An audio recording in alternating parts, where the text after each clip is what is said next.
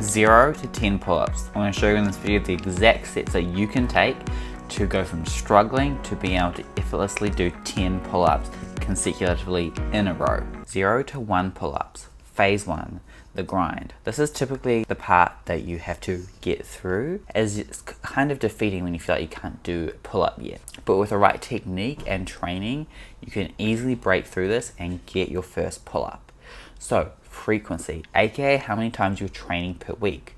We want to aim for 2 to 3 times to spread out the work we're doing. This will help our bodies adapt more effectively to the training we're doing rather than cramming everything all in one day.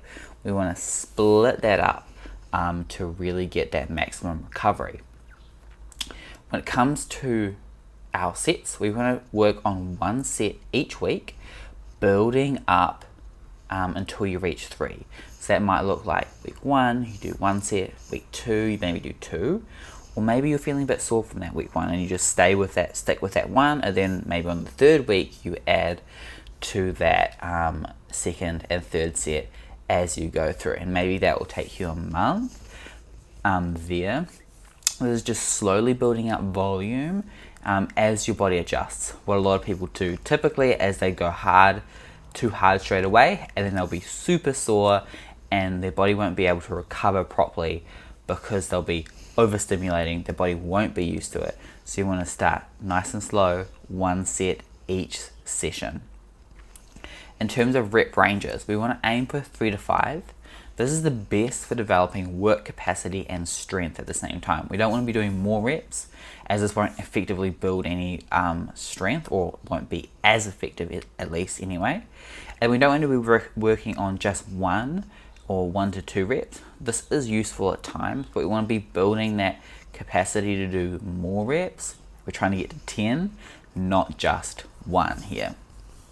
So, exercise selection. You're probably like, I can't do 3 to 5 reps. You're trying to tell me how to do 1. This is where exercise selection comes in. We want to focus on 2 exercises, the eccentric / negative pull-up, aka holding at the top, jumping in a box, and slowly lowering down, trying to aim for 5 seconds as you lower down. The other one is banded pull-ups, so you'll need a strong resistance band where you can do that 3 to 5 reps with. These are both amazing exercises and the ones that you want to focus on most as you're beginning. I would recommend alternating between these 2 or doing both in the same session, starting with eccentrics and finishing with the banded version. Now, intensity.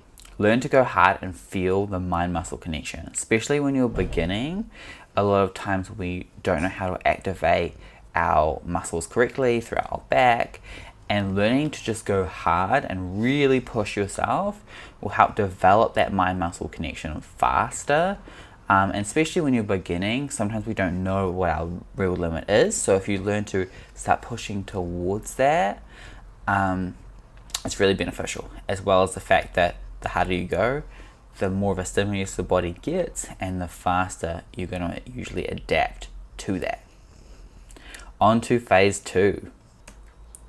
So, phase 2, 1 to 5 pull-ups. Frequency, we want to aim 2 to 3 times per week as well. Same thing. From here, we're going to slightly increase the sets to 3 to 4 per session. So, over a course of 2 to 3 weeks, 4 weeks, 5 weeks, you've got up to 3 sets. We want to now make sure that you're consistently hitting that 3 sets and even adding a 4th set at the end. So, the first 2 sets of every session should be working on singles. aka now you've got 1 rep, you should be working that as hard as you can. From there, after you've done those 2 sets of singles, you want to add like a variation. So using the band or the negative reps, still building that work capacity, 3 to 5 reps. So like the first 2 sets would be the singles, and then the next 2 sets would be the variation, whether that would be negatives or banded pull-ups. So this is really the main thing when it comes to phase 2. It's just staying consistent and keep going with the training. You've got 1, now it's just building that up. So again, frequency is the same, sets slightly increasing, and we want to work on those singles as well as the variation each time. Finally, 5 to 10. Phase 3, you're getting strong, you're feeling good. For this one, we want to aim for a frequency of 3 to 4 times per week. This is wrong on my slide. So we're slightly increasing that frequency. This is just so that each session you're really turning up fresh. Like if you try to do more sets on the same set, on the same session, you'll get lower and lower quality. So we do want to increase volume. So volume just means like how many sets you're doing per week. AKA we're doing about 15 to 20 sets. If you're doing 5 sets, 3 to 4 times, that's 15 to 20. We really want to get to that higher number, but if we do 20 sets in one day, it's going to be very unproductive because it's going to break down our muscles too much and we're not going to be able to adapt efficiently to that. Versus if we give little small stimuluses over the week, our body can adapt and respond and get stronger faster. So frequency increasing again to that 3 to 4, ignore the slide. And then same with the sets, between 4 and 5 here. So this is getting a lot, but over time you'll be building that strength and that work capacity. So building up to this is key. You're not going to start straight away with 4 to 5, but you've been going with 3 maybe for the last 3 to 4 weeks, and now we're going for that 4 to 5 sets. Now when it comes to rep ranges, the first 2 sets you want to be going for your 5 reps, and then the last 2 to 3 or 2 sets you want to aim for 8 to 10 with a variation. So kind of similar to phase 2, we would work on our singles and then we would work on a higher rep range.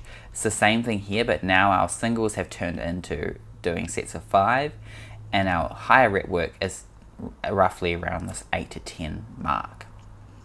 So variations, this is where it gets interesting, as we no longer will need the band as much. We can still use it at any point to get to the rep range that we want, but we're adding pause rep pull-ups and tempo pull-ups. You can watch my previous video on how to get strong at calisthenics for like a breakdown of this technique, but basically pause reps are when you're pulling down, holding at the top for 2 to 3 seconds and then slowly lowering back down or just lowering at your normal speed. So it's a pause at the top of each rep. A tempo pull-up is where you are doing a specific timing. So this would usually be a slow rep, aka 1, 2, 3, and then down 1, 2, 3. So this is slowing the rep down. You can also do this explosively. And usually the variation, you want to put that in your last 2 sets, the 8 to 10 rep. So you'll be doing the pause reps for 8 or 10 reps in the tempo as well. This helps build strength in different parts of the movement, aka the pause rep, you're squeezing and you're holding at the top. This is typically the hardest part for people, so as we emphasize and focus on it, we can really build strength there. From there, you've reached pull-up mastery, or beginning of it anyway. So from there, once you get 10 reps, you can pat yourself on the back. You've reached that benchmark, and from there you can just keep going. You can start learning things like muscle ups, weighted pull-ups, as I'm doing here. There's so much options and ability that you can do different things. You can start doing like rope climbs if you have some access to something like that. You've built that foundational upper body strength and control, and now it's time for you to start putting in the work, going from 0 all the way to 10. With the right exercise and drills, this can be a lot faster than you think. If you've got any questions, feel free to comment below and ask away, or you can always text me on Instagram as well for more in-depth conversation. With that, I hope you enjoyed the video. Remember to like and subscribe, and I'll see you guys in the next one.